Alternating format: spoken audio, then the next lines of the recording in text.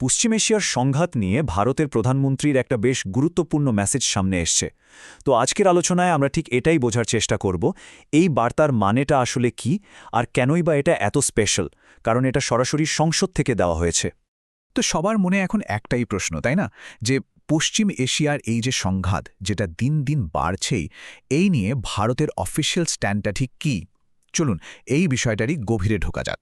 প্রথমেই যে ব্যাপারটা আমাদের বুঝতে হবে সেটা হলো এই মেসেজটা কোথা থেকে দেওয়া হলো। দেখুন, এটা কিন্তু কোনো সাধারণ প্রেস কনফারেন্স ছিল না। এটা দেওয়া হয়েছে সরাসরি পার্লামেন্টে, সংসদে, আর এটাই কিন্তু পুরো বিষয়টার গুরুত্ব বহুগুণ বাড়িয়ে দেয়।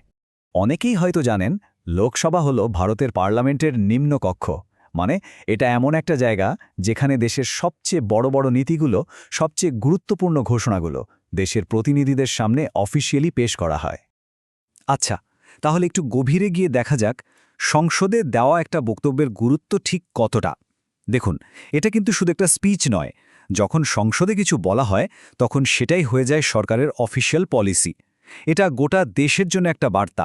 এখান থেকেই ঠিক হয় ডিপ্লোম্যাটিক টোনটা কেমন হবে। আর সবচেয়ে বড় কথাই কি জানেন, এটা কিন্তু একটা অফিসিয়াল পাবলিক রেকর্ড হয়ে থেকে যায়।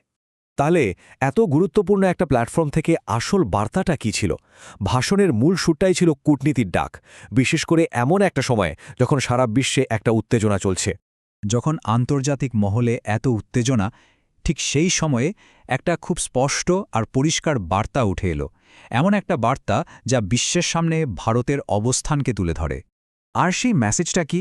খুব সহজ একটা লাইন: আলোচনা, কূটনীতি একমাত্র সমাধান। ভাবুন একবার, এই একটা ছোট্ট বাক্যেই কিন্তু পুরো ভাষণের মূল কথাটা, মানে ভারতের ফরেন পলিসির আসল ভিত্তিটা লুকিয়ে আছে। আচ্ছা, সংসদের ভেতরের এই অফিসিয়াল মেসেজটা গোটা পৃথিবীর কাছে পৌঁছল কিভাবে? এখানেই কিন্তু একটা ইন্টারেস্টিং ব্যাপার আছে। এখানে ট্রেডিশনাল পদ্ধতির সাথে মডার্ন টেকনোলজির একটা দারুণ কম্বিনেশন দেখা গেছে। সরাসরি পিএমও ইন্ডিয়ার যে অফিসিয়াল ইউটিউব চ্যানেল আছে, যেখানে 2 মিলিয়নেরও বেশি সাবস্ক্রাইবার, সেখান থেকে গোটা ভাষণটা লাইভ স্ট্রিম করা হয়েছিল। মানেটা কি দাঁড়ালো? মেসেজটা মাঝখানে কোনো মিডিয়া ছাড়াই সরাসরি লক্ষ লক্ষ মানুষের কাছে পৌঁছে গেল। আর এটাই কিন্তু দারুণ একটা পরিবর্তন, তাই না? ভাবুন তো, আগের দিনে ডিপ্লোম্যাটিক মেসেজ যেত ফরমাল কাগজপত্রের মাধ্যমে, সেগুলো প্রেসের হাত ঘুরে আমাদের কাছে আসতো। আর এখন লাইভ স্ট্রিমের যুগ, বার্তাটা সরাসরি দেশের মানুষের কাছে চলে আসছে, একদম রিয়েল টাইম, কোনো ফিল্টার ছাড়া, আর যখন খুশি দেখা যাচ্ছে। তাহলে এই পুরো আলোচনাটা থেকে মূল বিষয়টা কি দাঁড়ালো? মানে এই স্টেটমেন্টের আসল মানেটা কি? আমাদের কি মনে রাখা উচিত? সবচেয়ে গুরুত্বপূর্ণ পয়েন্টটা হলো, ভারত কিন্তু এখানে সবার সামনে অফিসিয়ালি একটা প্রতিশ্রুতি দিয়েছে। প্রতিশ্রুতিটা কি?